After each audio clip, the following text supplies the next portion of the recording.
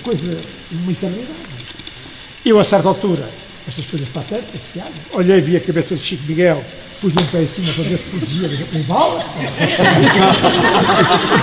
e ao meu pé e à cabeça e a tudo, mas assim, não.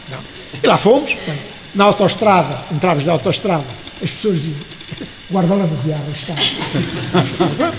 Os GNRs foram buscar os carros não trabalhavam, vieram feitos, não sei, deviam ter morto várias pessoas, porque aqui havia umas hortas, aqui, junto a isto, camponeses, aqui era um tiroteio, no fim dava, os camponeses deitavam-se na terra,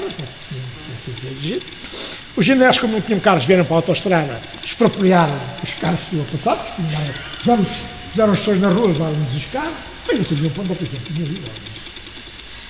E, portanto, assim foi.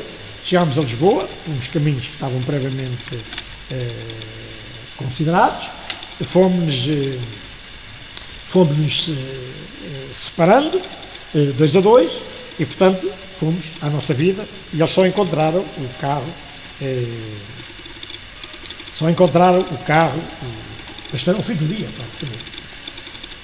Dizer-vos que o seguinte, depois foi feito um estudo, esse relatório que eu já referi, se tinha havido ou não tinha havido envolvimento dos GNRs, e curiosamente esta operação de carro, com aquelas hesitações, demorou 4 anos.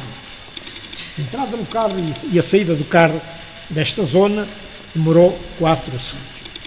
E os peritos consideraram, concluíram que os GNRs não podiam agir porque precisavam, naquelas circunstâncias, entre 9 e 13 segundos para ver. Portanto, a gente tinha alguma margem de confiança, ainda que, claro, naquela altura, de confiança não sabíamos nada. Depois, claro, fomos em liberdade, cada um foi à sua vida, e os primeiros dias de liberdade, a minha, não, tem alguma importância. Em primeiro lugar, eu era um pitósga, isto é, quando fui preso não dava óculos, mas acontece muitas vezes que, como o espaço é limitado, a miopia surge às pessoas que têm. E, portanto, eu só quando fugi, acreditei completamente pitósga, e foi a primeira reação. Portanto, eu conhecia uma casa de uns camaradas, cada um ia bater às portas de camaradas que sabiam do tempo da clandestinidade, e eu, portanto, fui com mais 2 camaradas para uma casa. Que é uma casa da grande burguesia lisboeta. Na altura em que eu fui preso, eu era o cineasta Constantino Costa, casada com uma moça que era filha de um industrial, mas quando eu frequentava a casa, ela não tinha criado. Na altura tinha acabado de casar. E, portanto, eu bati à janela, que era uma rede deles. A camarada ficou meio espantada, porque às 9 e tal da manhã parece que um plano está à frente, mas mandou a criada abrir a porta. A criada veio, abriu a porta, e o camarada que ia connosco, não sabia que era criada, jogava que era camarada, abraçou a criada, chamou-lhe amiga, a criada achou que aquilo era liberalismo a mais, lá na situação, deu-lhes empurrão. Mas ficámos logo ali, além do traje, na própria da casa. E até a certa altura, ela viu que não era sempre, havia um próprio. E nós almoçámos lá, e à meia da tarde a criada disse assim: pá, minha filha, estes homens ricos ficam cá dentro. Passo, camarada, chegou-se, homens ricos, que ele é engenheiro de som, não sei o que. Éramos todos gente importante. Mas ela não comeu, e nós tivemos que zarpar, cada um para o seu lado. Fui para a casa de um camarada que na altura era banqueiro, para ficar vendendo estas coisas, e fui para lá, também umas peripécias, não encaixava. Eu era um primo que tinha vindo da província para fazer um tratamento. Aquilo era uma casa de banqueiro.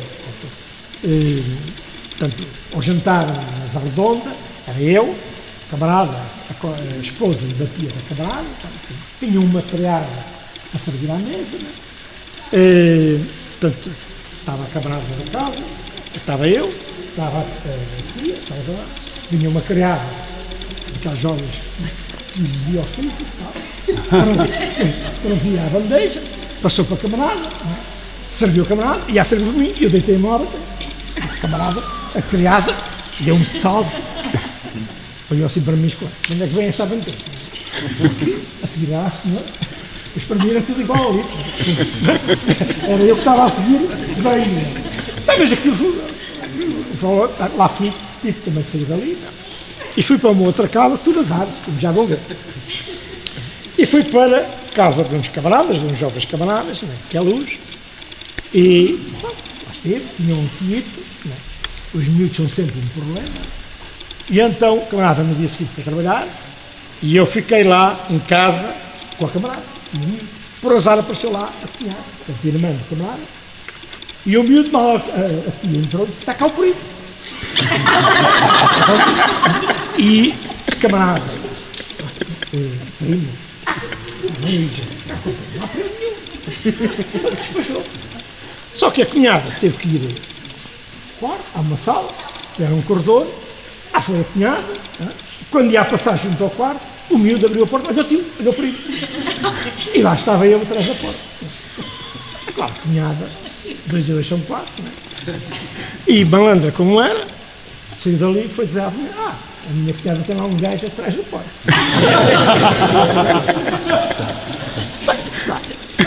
À tarde, o marido, acabada de conta disso, marido, macho é macho, e foi à vizinha, não que vocês nada estão a pensar, da mulher não é nada disso, pai. É um gajo que fugiu da cadeia. Já tive que dar a sala. Lá fui para outro sítio, portanto, foram umas peripécias descafé.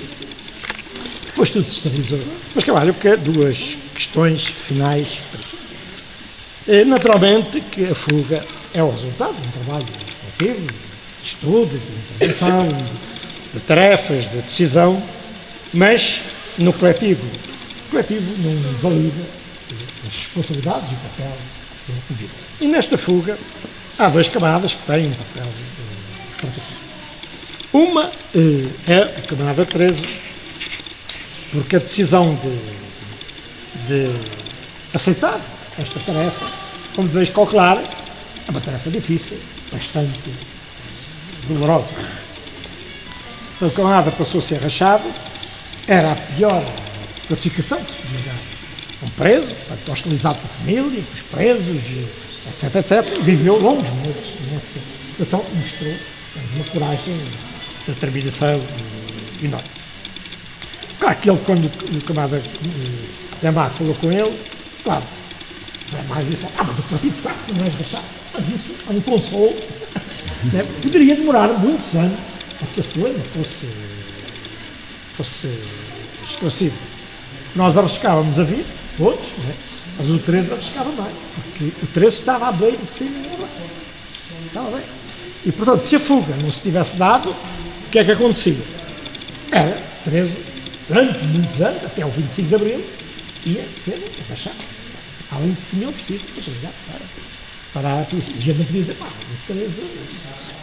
Se a fuga falhar, o 13, claro, lá, condenado, etc, etc. Portanto, e nós já éramos condenados por prescrição, que é uma situação.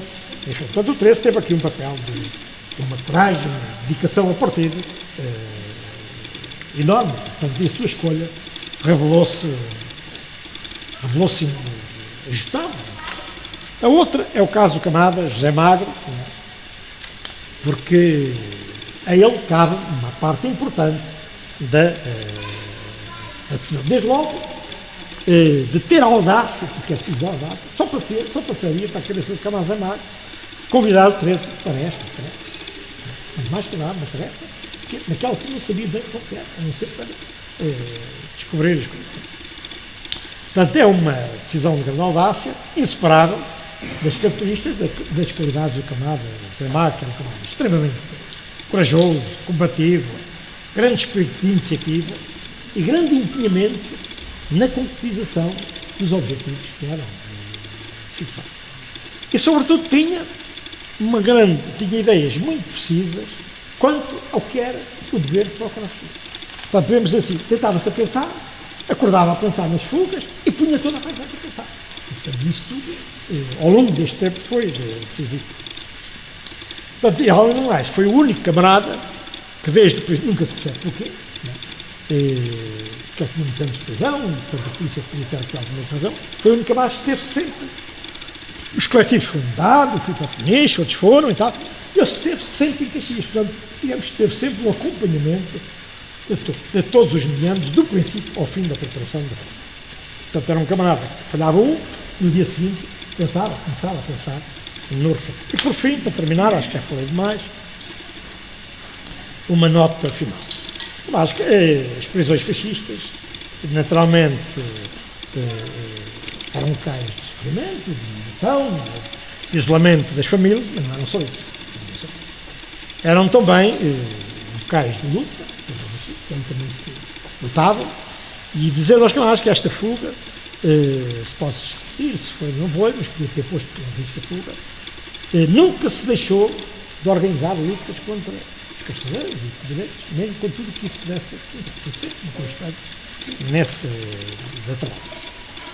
É naturalmente um momento de afrontamento com a polícia, temos dizer que, ou seja, para a polícia é a prova das provas, então há elemento à prova das provas, mas eram também locais de solidariedade, digamos, da recuperação de muitos camaradas e da preparação para aquilo que era o nosso dever, uma vez em liberdade, retomar a atividade caxias. A fuga foi uma enorme derrota para Caxias, consequentemente uma grande vitória para o partido. Com a fuga de Caxias e de Peniche, o partido recuperou mais de metade dos funcionários que tinham sido presos. Isto teve, entre eles, neste bloco de camaradas, isto teve efeitos extraordinários no reforço da atividade do partido, portanto, mais coincidiu já num período de crise aguda do regime e, portanto, foi, digamos, uma coisa que caiu dos céus aos trambolhões, como se podia dizer. E, por último, dizer aos camaradas, nós estamos aqui a falar de uma experiência, de um património histórico, mas façamos votos para que seja só falar de património histórico.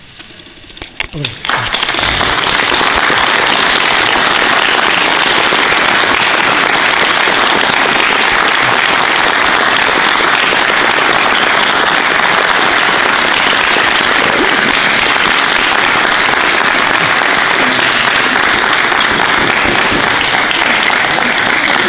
Agora, nós trouxemos umas pequenas colunas. Se quisesse pôr agora ao vídeo a andar, acho que conseguimos pôr com som. Sim, mas não queria fazer umas perguntas, não é?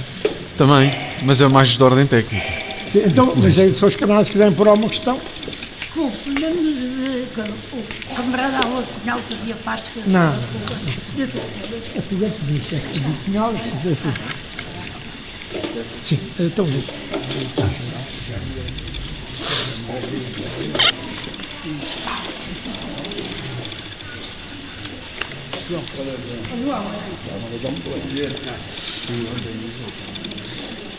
Também dizer que os Abrantes trouxe um conjunto, não sei que número, de avanços clandestinos onde bem relatada a fuga de Caxias. Todos os camaradas que depois quiserem ficar com o avante e dar um contributo ao partido, podem fazê-lo no final. E então fazia-lhe tinha umas perguntas, mas de ordem mais técnica, sim, obviamente. Mas quando o carro, quando estava guardado, este Chrysler, na prisão de Caxias, há bocado falou, mas eu não apanhei bem, não percebi. Ele tinha sido desativado de maneira a que ninguém o pudesse pôr a trabalhar. E porquê é que depois foi reativado? Foi 13. Foi o 13, mas houve uma ordem também superior da PID para o presidente da prisão, para o diretor da prisão, não? O diretor da prisão era um inspetor da PID na altura. Portanto, tinha... Este carro estava numa garagem, na garagem da cadeia. Aquele carro estava numa garagem da cadeia, que nós não sabíamos, que lá estava, nem o 13, portanto estava a cadeia. Curiosamente, foi um antigo refeitório e ainda houve uma movimentação de presos contra o encerramento do refeitório. Mas os carcereiros foram enfraquecidos e juntaram todos os carros que tinham nesta coisa. O 13 não tinha acesso a esse, por qualquer razão, um dia. Ele foi lá, isto é, Eles tinham ali um autocarro, um mini bus e tal, e o Terezo ofereceu-se para metê-lo lá dentro da grade. E foi quando fez isso que descobriu o carro. E portanto, mas o carro tinha a chave na ignição. O Mercedes, que estava nos extremos opostos, não tinha a chave na ignição. O Pito, quando lá ia, levava sempre a chave. A condição para fugir era ter uma chave na ignição. Portanto, o Terezo viu logo que o carro não funcionava. Portanto, propôs ao diretor pôr o carro a trabalhar. O diretor também não sabia porque é que o carro não trabalhava. E o diretor disse, mas você é mesmo capaz disso? Vamos ver. Portanto, o carro tinha, de facto, um corte. Tinha um corte, né? Tinha um segredo. E um corta-corrente? Seria um corta-corrente? Sim, um corta-corrente. Portanto, o Terezo acabou por descobrir esse corte e, portanto, o carro estava resolvido, esse problema estava normalíssimo. Mas do motor estava inteiro. É que a história quando o carro rascou, a história que eu sempre ouvi, o carro não tinha o distribuidor colocado. Não. Tinham mandado tirar o distribuidor. Não. Mas quando o carro depois veio para aqui e foi... Porque ele foi... Não tinha na gasolina. Ele foi vendido. E ele, quando foi vendido pela PIDE, e especificamente para vir para o Museu do Caramulo, mas foi vendido, não foi doado. Trazia o guarda-lamas embaixo, não? É que não tenho a certeza, mas é capaz de ter sido depois restaurado já aqui. Mas veio na condição de se tirar sempre uma peça essencial ao funcionamento do carro, para que nunca pudesse voltar a acontecer tal. Mas não queriam aprender com a lição. Só que isto aqui não é uma prisão, não é? O carro que não tinha era gasolina. A gasolina teve que se passar a gasolina dos carros da cadeia para este. Isso não tinha chave na ignição, mas não tinha coisa. Aliás, nestes carros antigamente era muito normal. No distribuidor, viraram rota, tem rota, sai fora, nunca mais ninguém põe a trabalhar. Mas de contrário, qualquer pessoa que perceba minimamente mecânica, mesmo que faltem peças, consegue pôr a trabalhar. Ou ao contrário dos carros atuais. Tem tudo eletrónica, não se consegue pôr a trabalhar. Mais coisas?